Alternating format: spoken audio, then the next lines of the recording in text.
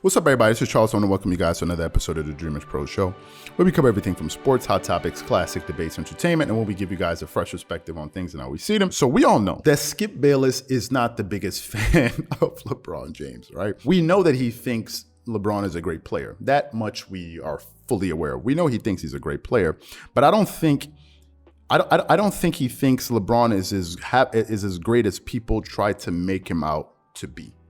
That's where I feel Skip Bayless kind of stands with LeBron. And to be honest with you, he said a lot of harsh things about LeBron James over the years. If over the years, we're talking about over the last 10, 11 years, even 15 years, right? He said some pretty harsh things about him. But I saw a clip a number of years ago, and in this clip, I think this is, in my personal opinion, I think this is this is probably one of the hardest critiques he's ever had on LeBron James. I'm sure the majority of you guys have seen it, but we're gonna give you guys a quick refresher. This clip was made, or whatever, this segment happened in September 28th.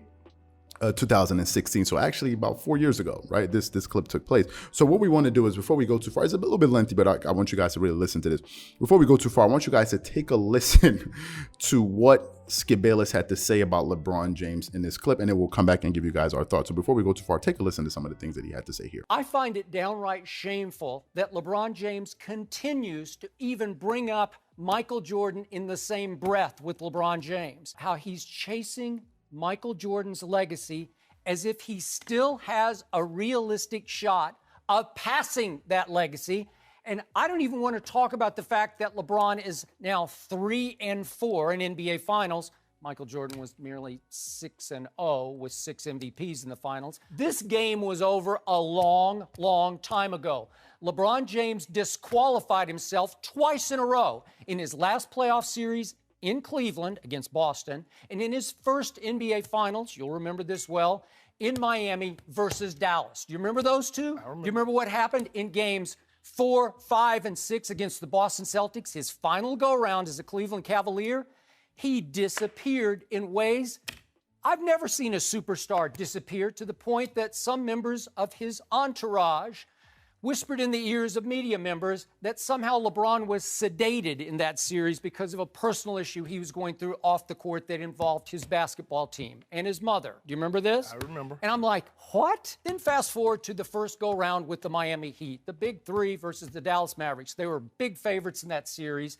They go up 2-1, and the chosen one turned into the frozen one in ways I have never seen a superstar shrink on the national stage. Inexplicably, LeBron just couldn't play anymore in games 4, 5, and 6. Here we went again. And I said, I've never seen a mentally weaker superstar in the history of all my time of watching sports. And yet he obviously redeemed himself somewhat, because they broke through the next year against Kevin Durant, Russell Westbrook, and the young Oklahoma City Thunder. And he's had his moments. He's won 3, he's lost 4. But I ask you, did Michael Jordan ever disappear in any round of the playoffs, even when he was trying to fight through the Detroit Bad Boy Pistons and Larry Bird's Boston Celtics? Did he ever just disappear? Did anybody ever say, boy, Michael Jordan had a bad series against the Celtics? Nobody ever said that. Then LeBron in 2014, after the greatest clutch shot I've ever seen in the history of the world by Ray Allen that saved LeBron's legacy in 2013, in 2014, my San Antonio Spurs blew LeBron James' Heat off the floor by a record finals margin. And I ask you, Shannon Sharp, did Michael Jordan ever get blown off the floor, his team, by any record margin in any round of the playoffs? No. Sorry, LeBron, you're disqualified from even bringing up Michael Jordan. As you heard, he was deeply offended by, LeBron James's comments and all of these different things, right? He was deeply offended. Now, in my personal opinion, I don't get deeply offended when some people say that LeBron is better than Kobe Bryant. I don't get deeply offended, right? But I think the real reason, however, Skip Bayless will never give it up to LeBron is because he feels, in my opinion, this is the shocking reason, I think he feels that he is fighting a bigger fight. And some people may be sitting out there, a bigger fight? What the hell are you talking about? He's fighting a bigger fight. Let me quickly explain to you. I think he believes that LeBron James and his inner circle are trying to engineer themselves or engineer LeBron into the GOAT debate.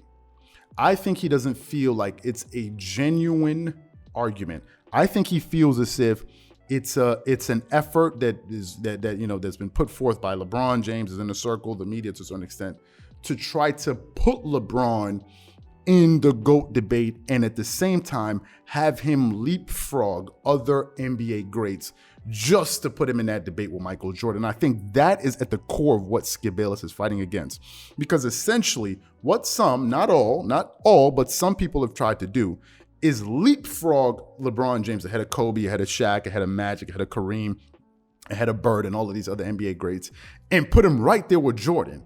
And that's why you've heard some NBA greats like Allen Iverson, Shaq, and all these, like, what about Kobe? What about Kobe? What happened to Kobe? Where happened to Kobe? Even Charles Barkley's like, wait a minute, what about Kobe? I'm not going to put like Kobe Bryant. Like, that's why some of those guys fight it, because they're like, wait a minute, when did all of this happen? And I think that is at the heart of what Skip Bayless is fighting against, and I think that is the reason he won't let it go. I think Skip Bayless sees himself as a man with a noble cause fighting back against the LeBron James media tsunami. I think at the core of it all, that is what Skip Bayless is fighting against. And I think it has as much to do with him fighting for that and also him thinking that LeBron is really not that great. Because if not, why would he rank LeBron James as the 9th greatest player of all time?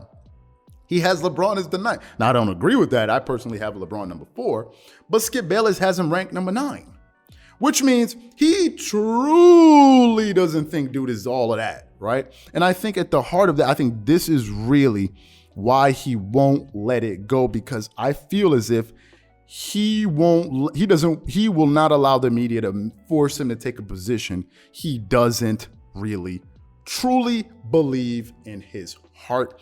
And looking at Skip Bayless, he seems to be one of these people that's driven by conviction with Tim Tebow, Tom Brady, all of these different things.